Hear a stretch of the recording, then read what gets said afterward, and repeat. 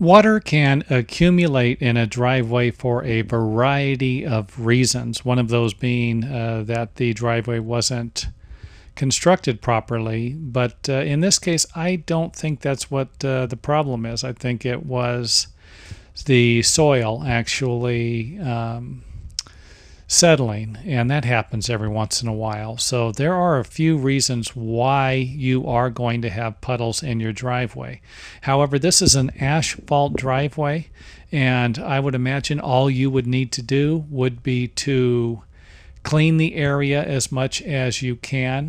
Give it a nice cleaning, get a brush out there, clean it with some water, get rid of all the water, let it dry, and then add some new asphalt to the area and bring it back up to a good height where the water will not accumulate anymore. Now, there is one more thing I'd like to point out, and that, of course, is the slope should be at least 1/4 of an inch per foot away from the building if possible. And I understand there will be circumstances where your driveways actually slope towards the building.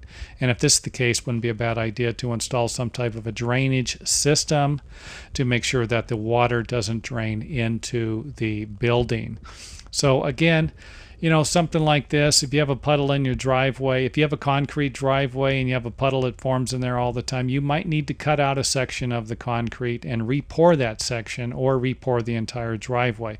One of the biggest problems with puddles like this when they form in a driveway will usually have something to do with poor compaction, or the soil underneath the driveways actually settling, and it'll create pockets. And of course, these pockets, as the soil compacts or settles, can create voids, air pockets underneath the concrete or asphalt driveways. Now, the concrete, if it has rebar in it, is going to hold up a little better than asphalt. Asphalt, let's face it, is just going to actually settle. As the soil settles, it will actually move, and that is what I think happened here. You just have the soil settling. So that's another biggie. I can't tell you how many times I've seen someone go in and they remove or they add some type of soil to a driveway, and then they pour over it, and then years later the driveway cracks.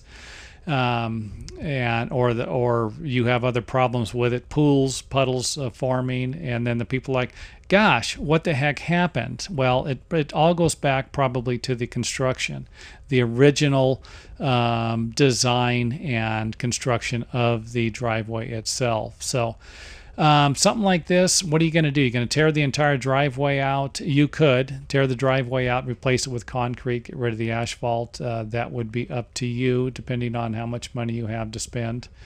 Something like this, is it a big deal? Is this a problem? Hey, it might be in an area where it rains a lot. It might not be in an area where it's dry. It only rains a few times a year. So I'm going to leave that up to you, whether you do anything at all with a water spot like this, if you actually have one on your property.